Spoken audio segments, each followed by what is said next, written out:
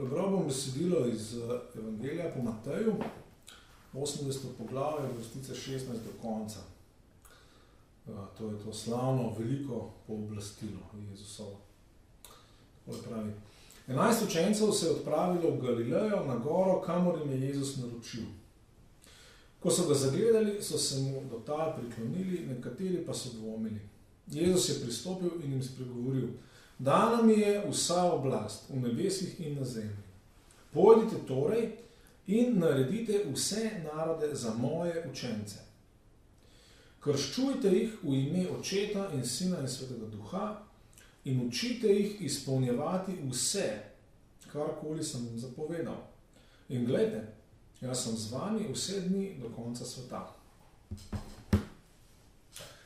To besedilo je temelj krščanskega poslanstva, misijona, misije, ki jo imamo vsi kristijani, ki jo ima vsa cerkev. In je temelj seveda tudi misijona, ki ga mi kot svetopisanska družba imamo, katerega del tega misijona smo tudi mi. Zdaj, ta tekst je dobro znan, ne? Poznamo ga, mislim, brali smo ga že velikrat, ne? Ampak zadnje čase sta dve stvari, ki mi predvsem tako stopata pred oči, ki jih prej nisem tako zelo opazil. In se mi pa zdi, da bistveni za prav za misijon v Sloveniji, pa v Evropi na širš sploh. In na te dve stvari bi rad opozoril. Najprej je tale zadeva.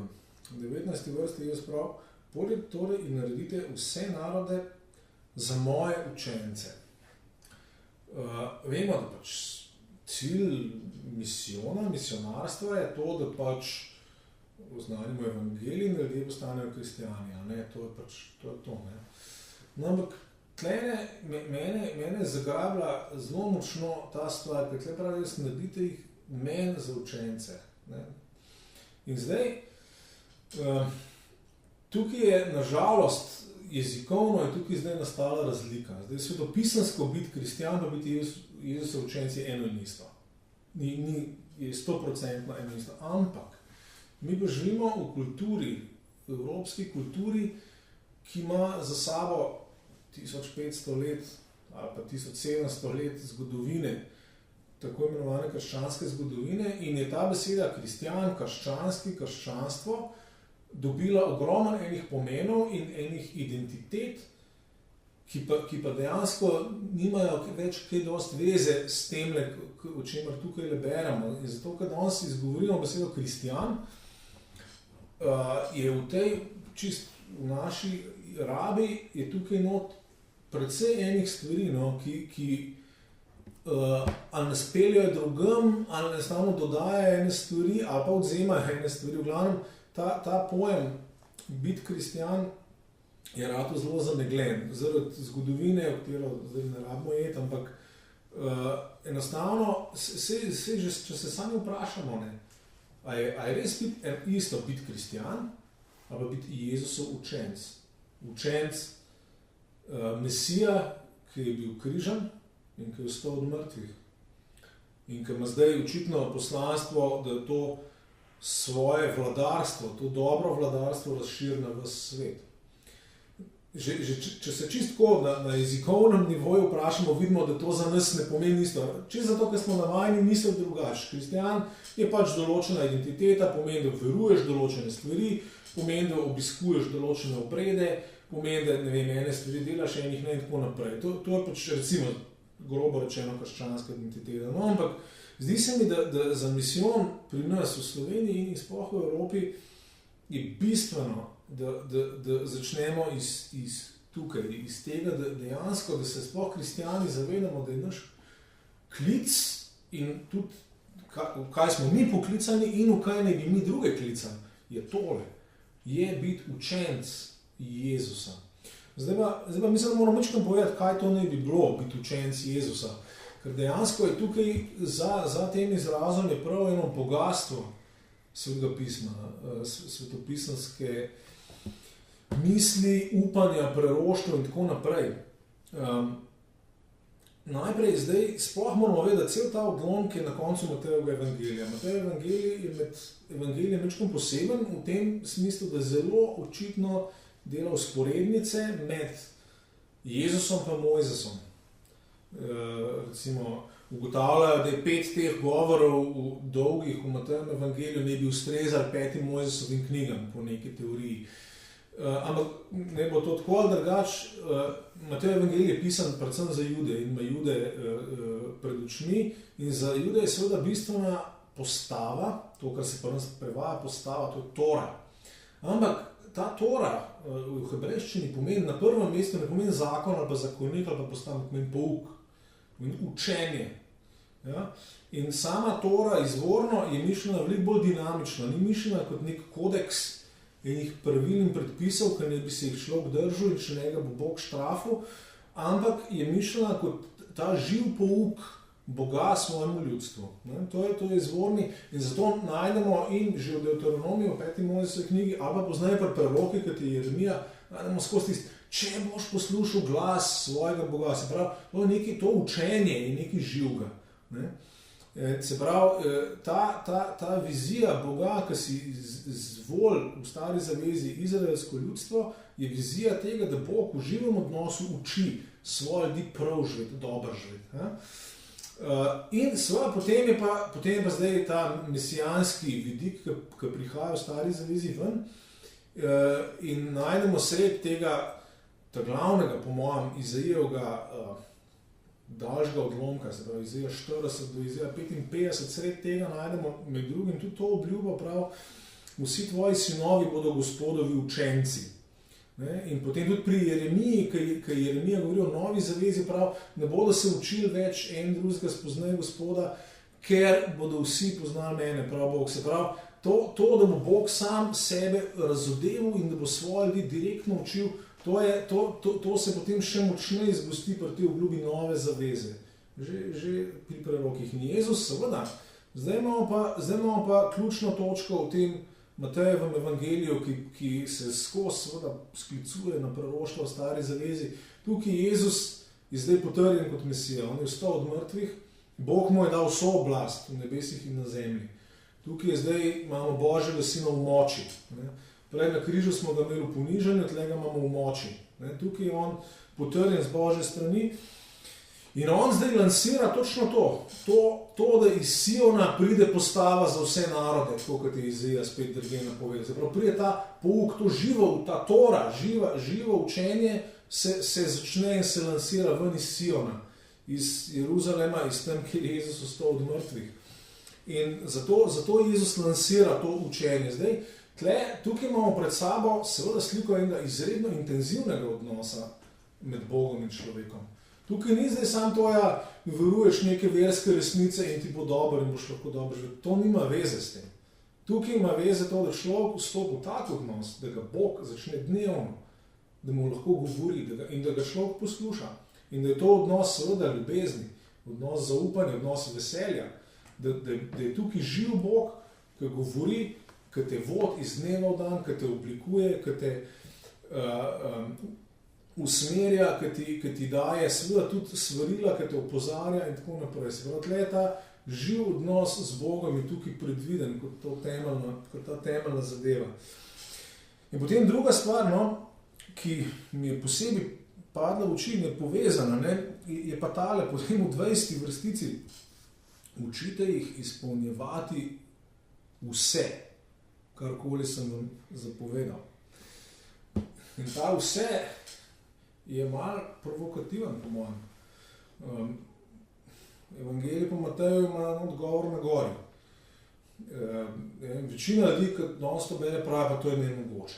Ampak zanimivo, da jaz na tej sklepni točki prav vse. In zdaj jasno je tudi nekaj, da če ne bi mi učili druge vse, potem moramo mi najprej to sami živeti. In se pa mora biti to najprej naša realnost. Zdaj, kako je to mogoče? Zdaj, seveda, kaj se moramo zavedati, Jezus, ki to prav predvideva ta živ odnos, živ odnos z Bogom. In tudi Jezus sam je tukaj On je te stvari zapovedal, on je te stvari rekel, on je te stvari tudi seveda pokazal. Ne? In zdaj v povstajenju od mrtvih je tukaj Sveti Duh, njegov duh, ne? Ki ga Pavel prav nekje imenuje Mesijev duh, ki nam daje to moč, da to živimo. Se pravi, jasno je, da tega vsega mi ne moramo izpolnjevati iz svoje moči, ker če to poskusimo, je pred nami katastrofa. Ampak po drugi strani pa spet ne smemo pa sprejeti tega, kaj bi rekel, defetističnega mišljenja, se pravi mišljenja, da smo poraza, da je to nemogoče. Če to sprejmemo, pa pravzaprav smo že neposlušni temu, kar Jezus tukaj govori. Jezus je te stvari seveda spet, tukaj moramo vedeti, da te zapovedi tukaj niso spet mišljene kot neka prisila od Boga, ampak točno kot ta nova Tora, kot to, kar Pavel sam imenuje na par mestih Kristusova postava, Mesijeva nova Tora, ne, se pravi, ki je tudi druge spet postava, Tora, duha življenja v Mesiju Jezusu, Rimljanom 8. Se pravi, tukaj je eno novo učenje od Boga, ki se dogaja in kjer je Jezus ključen s svojo smrtjo na križu, s svojim vstajenjem in kjer je Sveti Duh kot dar nove zaveze, v kateri so prav tako praktično na istih mestih preroki govorili, Izaija in Jeremija in Ezekiel, da bo pač nova zaveza tako, da bo Bog svojo postavo, svojo Toro zapisal v srca zdaj ljudi, po Svetem Duhu. In to je bistvo Svetega Duha, da to učenje, da prehaja direktno, se pravi,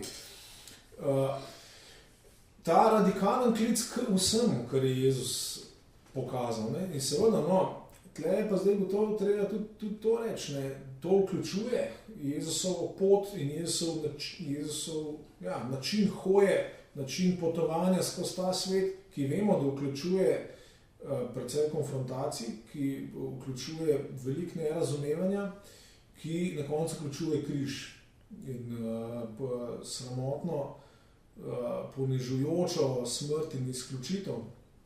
Ampak nad vsem tem je zdaj obljuba Božjega življenja in to življenje je v nas seveda že prej. Že ko stopamo, ko hodimo po tej poti, je potem ta obljuba, ki jo Jezus sam tudi potrdi, jaz sem z vami vse dni do konca sveta. Se pravi, tukaj noter zdaj človek najde živega Boga z nami. To je zanimivo, kako Matej tle lepo zaključ uvoden akord, ki pravi Emanuel, Bog z nami. V prvem poglavju je tle zdaj Jezus, Bog z nami do konca sveta. To je tukaj, to vidimo, da je tema, kako Bog zdaj biva s svojim ljudstvom, kako smo mi Božje ljudstvo. Izziv misijona torej je dvojen. Prvič, da mi kristjani nehamo obupavati nad tem, da recimo se nam zdijo, da ene stvari, ki jih je Jezus zapovedal, da so pretežke. Tukaj enostavno moramo z vero pa z zaupanjem priti k Bogu in se začeti sami učiti in se pustiti podvržiti Bogu in Jezusu v tem dobrem zaupanju, da nam bo že on pokazal, kako se to dela. Ja, lahko nam je težko ljubiti sovražnike, seveda je težko, vsakemu človeku je težko, samo z Božjim duhom pa ni nemogoče. In Jezus, kot ta učitelj narodov, ki ga je Bog postavil, nas bo že naučil, on je že sposoben, da nas nauči. To je njegov plan, to je njegova moč, to je njegova iniciativa. Mi, od nas se pričakuje to, da se mu pridružimo, da ga začnemo resno imeti. In da začnemo zdaj, če jemljamo misijon v Evropi resno, pa v Sloveniji resno, potem da začnemo tudi ta odlom resno imeti s temi stvarmi. Za tem, da smo sami učenci in da si dejansko drznemo začeti poslušati vse, kar je Jezus zapovedal, pokazal, govoril, naučil, demonstriral.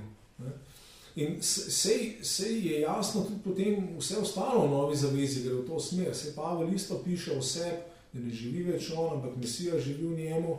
In ko govori recimo o sadu duha, vidimo točno to. To je ta nova Božja narava, ki je v kristjanu, ki je v tem prerojenem novem človeku. Ampak še vedno pa tudi, da potem pa, da iščemo od Boga milost in moč, da potem pa kličemo ljudi v ta odnos, da kličemo ljudi kot za učence Jezusa, za učence Mesija. Ne, da jih na prvem mestu kličemo k temu, da verujejo v neke verske resnice, to je tudi pomembno, ampak ni na prvem mestu, ampak da jih kličemo v ta odnos. A bi ti si drznil postati učenec, a bi ti si drznil začeti tako živeti, da ti Bog lahko govori dnevno, da te oblikuje, da te pele v to pravo, dobro življenje. To je, se mi zdi, ta osnovni misionarski klic, ki ga imamo vsi kristjani tukaj in v katerem se mi zdi, se moramo prenoviti svoje mišljenje in svoje pričakovanja, svoje metode, mogoče tudi, da izpostavimo to, ta klic k temu, da smo vsi Jezusovi učenci. Ne? In seveda potem je tudi zraven, je tukaj nujno potem še tudi ta vidik, ki zdaj odnosno naravno je tvan, ampak je tudi pomemben. Pomeni tudi seveda potem, da drugega učimo in spodbujamo s to mnogotero Božjo modrostjo. Se pravi, to je ta ogromen proces tega Božjega učenja, dobrega učenja, ta osebnega učenja, ki ga je Jezus lansiral v skladu s temi obljubami, ki jih je Bog že tisočletja prej pripravil za vse človeštvo. To je naš izziv.